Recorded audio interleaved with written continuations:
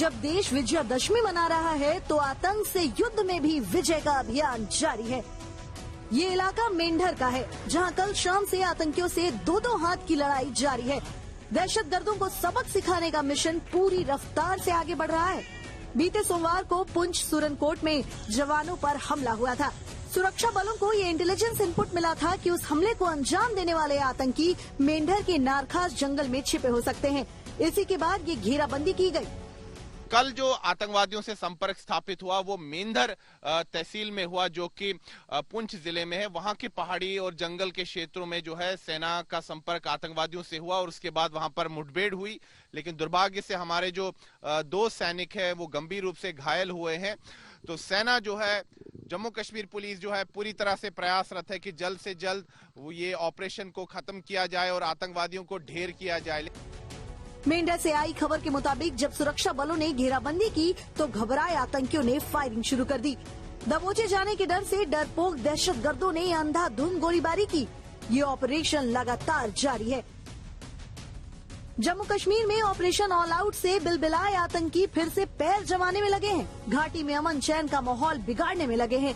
वो जम्मू कश्मीर में भय का अंधेरा बनाना चाहते हैं, इसलिए टारगेट किलिंग हो रही है। घाटी में अल्पसंख्यकों का खून बहाया जा रहा है। 7 अक्टूबर स्कूल प्रिंसिपल टीचर की हत्या। 5 अक्टूबर केमिस्ट कैब ड्राइवर रेहड़ी वाले की हत्या। 2 अक्टूबर सुरक्षा एजेंसियों के मददगारों की हत्या। हमें ये सोचना चाहिए कि किस तरह से इन हालात को बेहतर बनाया जाए। उसमें हुकूमत और लोग दोनों मिलके इस चीज से मुकाबला करना पड़ेगा और इस रियासत को फिर से वो बहार दिखानी पड़ेगी जिसकी हमें सबको उम्मीद है। जाहिर है आतंकी अमन के अभियान को डिरेल करने में लगे हैं। सोमवार को 5 जवानों पर घात लगाकर जानलेवा हमला कर आतंकियों ने एक और बड़ी हिमाकत की है। लेकिन एक बार फिर वो भूल गए हैं कि आतंक का जो कारोबार वो फिर से कश्मीर में फैलाना चाहते हैं, उसमें वो नाकाम ही रहेंगे। हमारे सुरक्षा बल उनकी हर साजिश को नेस्तनाबूद कर देंगे। दिल्ली से श्रीनगर तक एक्शन आगे बढ़ चुका है। आतंकियों के शुभचिंतकों, पत्थरबाजों और असामाजिक तत्वों पर नजर रखी जा रही है। गृह मंत्री अमित शाह भी इस महीने के आखिरी हफ्ते तक श्रीनगर जा सकते हैं। जम्मू से सुनील जी भट्ट के साथ आज तक ब्यूरो। पाकिस्तान की खुफिया एजेंसी आईएसआई ने आतंकवादी संगठनों के साथ मिलकर भारत को दहलाने की साजिश तैयार की है। खुफिया अलर्ट के मुताबिक आतंकियों ने टारगेट किलिंग की साजिश तैयार की है।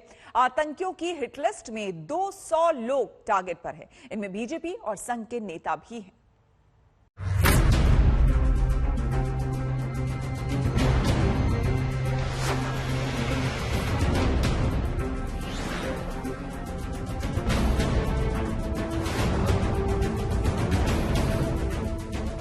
पाकिस्तान की खुफिया एजेंसी आईएसआई ने भारत को दहलाने का मास्टर प्लान तैयार किया है, वो भी आतंकवादी संगठनों के साथ मिलकर।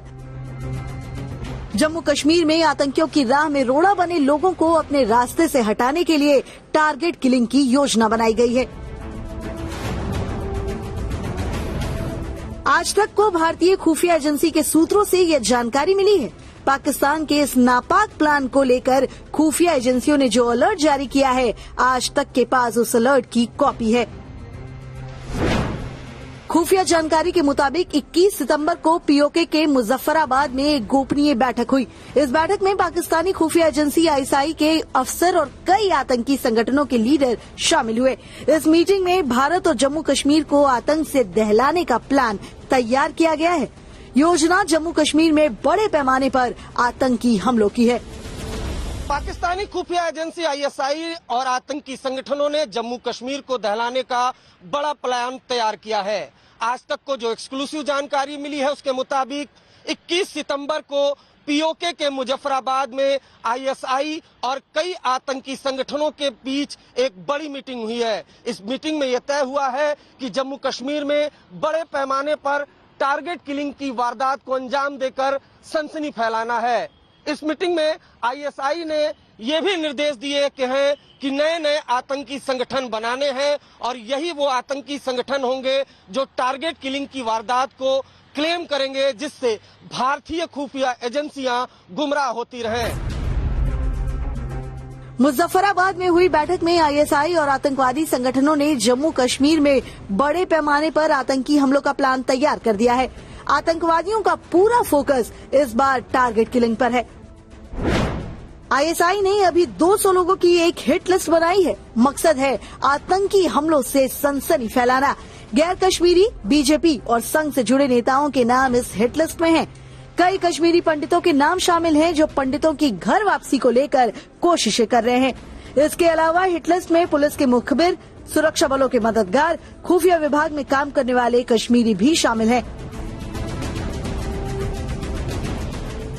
इस बार आतंकवादी संगठन उन आतंकियों का इस्तेमाल करने वाले हैं जो अभी तक सुरक्षा बलों की नजर में नहीं आए हैं। खुफिया रिपोर्ट के मुताबिक टारगेट किलिंग और हमलों के लिए नए नए नाम से आतंकी संगठन तैयार किए जा रहे हैं।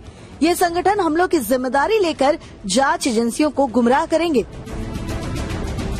जम्मू कश्मीर में पिछले कुछ महीनों में आतंकियों ने कई अल्पसंख्यकों को निशाना बनाया है। जो हत्याएं हुई उनमें आतंक का एक नया मॉड्यूल सामने आया। आतंकवादी छोटे हथियारों के साथ अपने टारगेट्स को निशाना बना रहे हैं। सुरक्षा बलों पर आतंकी हमले बढ़े हैं तो वहीं सीमा पार से घुसपैठ की कोशिशें भी लगातार हो रही हैं।